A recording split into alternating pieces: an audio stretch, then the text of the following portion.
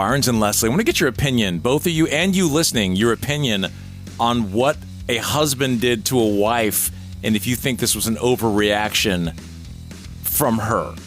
It's a very interesting scenario that you could run into soon. Here's what you cannot wait for. Are you a fan of soul coughing? How about My Morning Jacket, or The Flaming Lips, or Modest Mouse? Will Pendarvis has tickets for all of these 99X shows. Listen all week, 3 to 7 on 99X. Okay, this was posted in Reddit, and I thought it was very interesting, and I wanted to bring it to the table to see what you guys think. So this woman, not going to say her name, obviously, her husband was admitted to the hospital for health issues. He is young, but was diagnosed with a heart failure. A few days ago, he had some chest pains and low blood pressure, and she told him he needed to go to the hospital. He was admitted at 4 a.m. The doctor decided a procedure that would put him under was needed for answers. He had to leave his phone and belongings, like you do. His phone rang while he was out, and I missed it, meaning she's saying, I missed it. So I went to check to see who called, and when trying to put in the PIN, I got the error that the PIN was incorrect. I didn't expect that because the PIN has been the same for 2 years. Am I overreacting and overthinking this PIN change? It was the same PIN 2 nights ago, and now I'm worried that something is happening behind my back. Sure, I know I need to talk to him, but due to the circumstances, I'll need to wait now until he's stable again. Is that just weird, you know? ? I'm reading it as she wrote it. We've had issues with his infidelity in the past prior to marriage. I did forgive him. Please be kind. Maybe I'm just a mixture of nerves, lack of sleep, and stress. I love him, and I'm truly worried about his wealth. And wealth. Health, not wealth.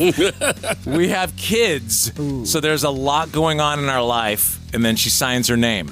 You listening, what do you think? Is she overreacting? 470-741-4999. Leslie, starting with you, overreacting or not? Not. 2 things that you said there, okay?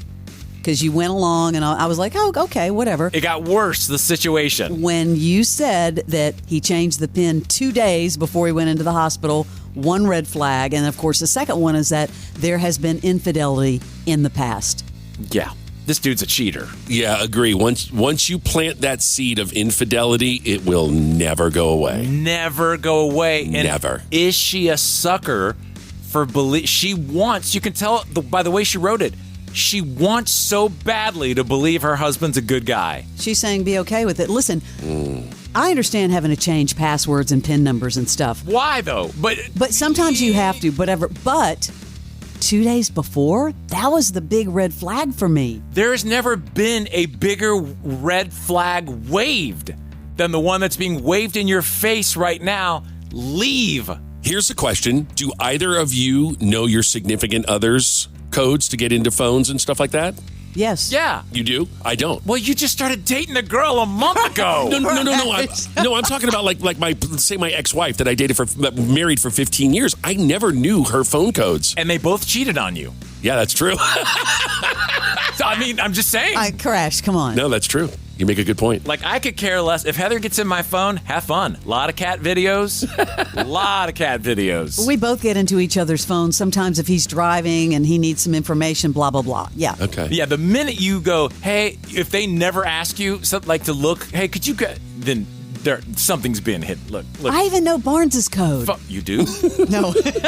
Phone's lit up. Hey, Morning X, good morning. Is she overreacting? She is not. Changing your PIN number for sure is very suspect. One thing I will say is, being someone who had to have open heart surgery when I was 35, I can understand maybe having a previously undiagnosed heart problem, but even still, you wouldn't change your PIN right before going into surgery. No. I mean, I can't believe that this girl's even questioning that she's overreacting. Sure. Yeah, and she even said he had previously cheated before they got married. Yeah. Those of us who are married, it's not a magic wand. It doesn't fix things. No. Thank you very much for chiming in. I appreciate it. Sure. Have a great day, and thanks for listening to us here at 99X. Hey, good morning. It's Barnes and Leslie. Was she overreacting?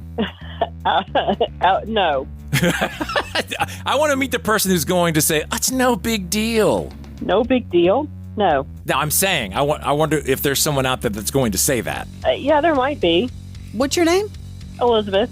What would you tell her? I would tell her to go and empty out all the bank accounts while he's in surgery, take his phone, toss it, throw it away, and bye. And oxlaw.com, oxlawfirm.com. Our Jared Oxendine he's waiting for your call. Yeah, absolutely. This is FAFO. He's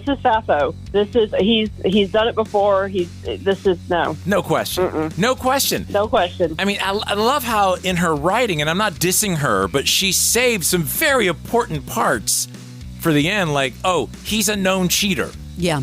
Right. At that point, yes, the dude's doing something. You know what she needs to do? Go over to the hospital bed and just wave that crap in front of his face and open it up. Yes. Yeah? Yes. Great idea, Barnes. You know why I got that idea? The dude that was installing something for me goes, yeah, open your phone. He just grabs my hand and waves it in front of my face and it opened up. I'm like, bro, you thief? Yeah, but that's all you got to do. Hey, thank you for listening. We appreciate it. Yes, thank you. Thanks. We'll see you later. Have a good day. Jim Rome takes on sports. Why? Because you're not playing me. With rapid fire takes. Y'all went from the Super Bowl straight to the toilet bowl. He's not over the NFL. The NFL is over him. Scorching debates. All the good, all the bad, all the ups, all the downs. He's the Spitfire of sports smack. Sorry for what I said because it was appropriate when I said it, but I can't say it anymore, dude. You are killing the game. The Jim Rome Show podcast. Follow and listen on your favorite platform. Hey, Morning X, who's this? Hi there. This is Ariel. Hey, Ariel. Ariel, what are your thoughts? I think it's super, super sketchy. And if it was me, I would definitely be looking at the whole of how I felt and taking into account both my intuition and physical evidence.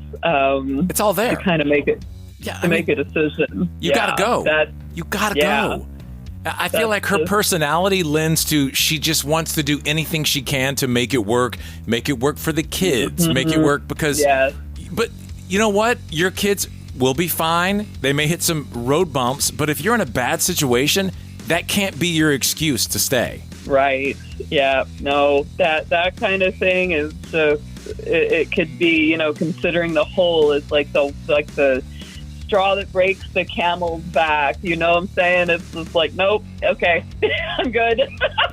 Ariel, what do you think this dude does for a living? Like, there are so many occupations that are prone to cheating. There are. Let's fantasize. Oh, Barnes. What does he do for a living? You, Leslie, what's an occupation you think that's a big cheater? A musician. Oh yeah. He's a rock star. Sorry, all the rock stars listening to the show. Leslie drops the mic. My feeling is because of all the relationships I've ever had, the only guy I ever knew that had been a cheater, he didn't cheat with me, but he had cheated with his wife before me. And so it always had, my hackles up a little because I was like, yeah, he's done this before. But he was like, he worked for banks and things like that. And so he traveled a lot and did online implementation. The travelers are, yes. Two things, and though. Then he never wanted to take me with him, right? So there you go. Oh. They're looking. That's a big one. Even if they're not doing anything, they're looking, right? They got their little Rolodex built up with their girlies or whoever. Let's pivot because this is a great conversation. If you're listening, what occupation do you think are cheaters? It's not absolute, but what do you think lends to cheating? What occupation? 470-741-4999. Hey, thank you for listening. We appreciate it, Ariel. Have a great day. Thanks so much. Thank you. You too. We'll see you later. Leslie, on that, think about people that travel and also people in power positions. Yep. Yes. Who travel. So maybe you're training, you're in training, and then you see them at happy hours here in Atlanta all the time. That group of people just hammered, and you can see it unfolding at the table. Are you thinking pilots? Oh, I would think that's a good one. Yeah. Pilots. Yeah, because you've heard all those flight attendant stories when they're in different cities. How about cops? I don't know. I didn't think that, but power. Think of the power you have, and you're just running in, having intersecting with people's lives and situations where they could be in a really bad situation. You hear about the stories all the time. Yeah, about women who will offer up to the cop, and the cop takes it. Crash, what occupation did your exes have? Twisting the knife. Wow. I'm sorry, I'm going right to the source. Well, Crash, what did they do for a living? I'm not going to disclose that. Okay, I'm sorry, Crash. I apologize. But you know what? I will go along the lines. It was a high power position. Okay. Oh. And there was another high power position involved. All right, power. All right, if you're listening, what occupation lends itself to cheaters, to being a cheater? 470-741-4999. I don't think ever we've gotten into a segment and then the segment dovetailed into something else. But I like this part even better. This one's good. Yeah. It's Remember a Morning that show, X pivot. Cheaters? Yeah. Cheaters. Oh, I love that show. All right, call us now. I want to hear about these. What occupations are cheaters? This is the Morning X, and this is 99X. No Contest Wrestling. O'Shea Jackson Jr. and TJ Jefferson with the biggest names in the game. Ladies and gentlemen, X-Pac. Getting suspended in school, that's the number one thing people, when they meet me, they tell me. I got detention. Yeah, everything. Ladies and gentlemen, Liv Morgan. I couldn't believe that was my time. I was so grateful. Talking about living dreams. No pun intended, TJ. Relax. I rarely do these anymore, but I was really looking forward to this. The No Contest Wrestling Podcast, part of the Rich Eisen Podcast Network. Follow and listen on your favorite platform.